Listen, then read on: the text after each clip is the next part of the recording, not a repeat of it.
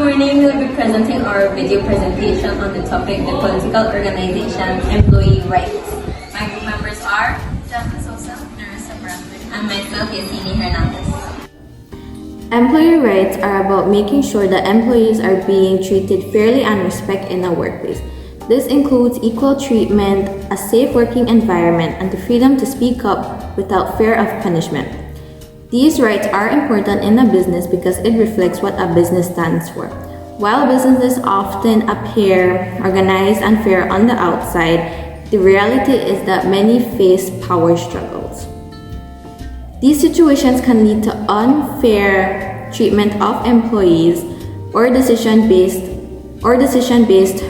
on influence rather than fairness.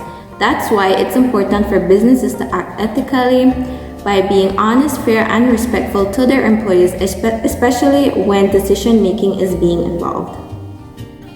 A political organization is one where power dynamics and relationships between people shape how things work rather than just following rules or logic. Instead of having clear fixed goals decided by leaders, different groups within the organizations compete for control, resources, and influence. It's an organization where who has power and influence matters more than just following rules or goals. Now for the employee rights in a political context. The arguments are significant decisions, authority and control, and rights to protect them from unfair treatment. Significant decisions. For significant decisions, just how a government/politics has significant decisions over their people and country, so do management. Managers have the power to fire, hire, or give promotion to employees based on their performance. Authority and control. Just like a government has authority and control over its people, for example, establishing laws and regulations, so do management. Management establishes working hours, dress code, and even the use of company resources and how to conduct them in the workplace.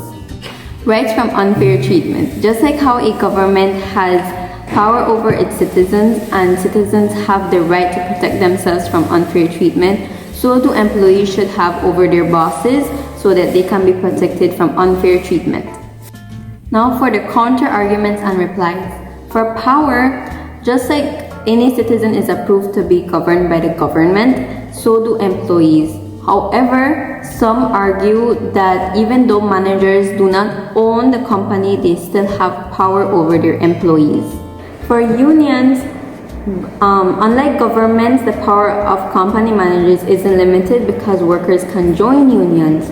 However, people who think companies are like government points out that most workers these days are not in unions, so their power is still limited.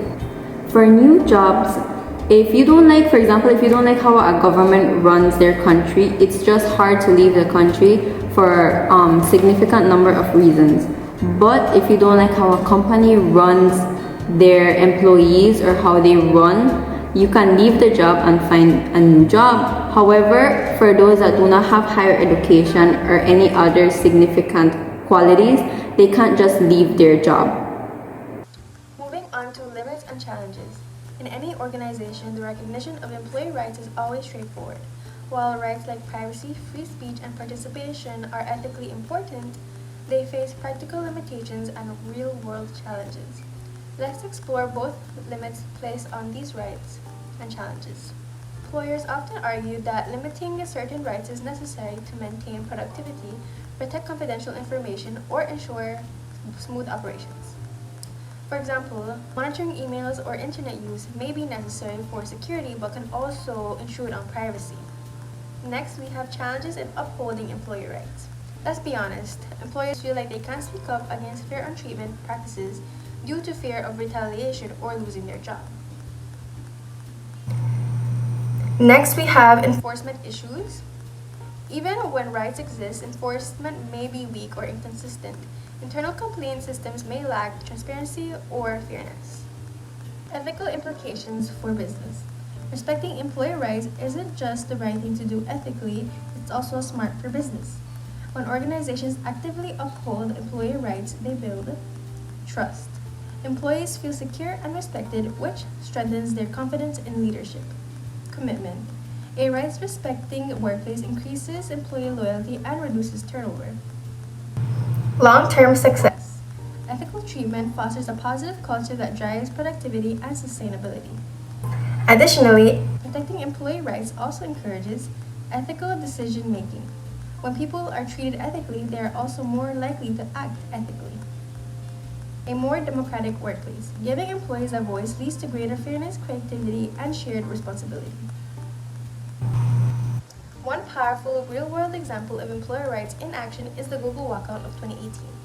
Over 20,000 Google employees around the world walked out to protest how the company handles sexual harassment cases. They weren't just protesting, they were demanding transparency, fairness, and a stronger voice in decision-making. This act showed how employees can challenge corporate authority and act as political agents within an organization. As a result, Google made some policy changes like ending forced arbitration in harassment cases. It was a clear sign that when employees stand together, they can influence ethical change and protest their rights. In conclusion, employee rights are key to fair and ethical workplaces. Despite challenges like power imbalances and enforcement issues, respecting these rights builds trust, encourages ethical decision-making, and supports long-term success. Even in political organizations, valuing employees leads to a stronger, more democratic work environment.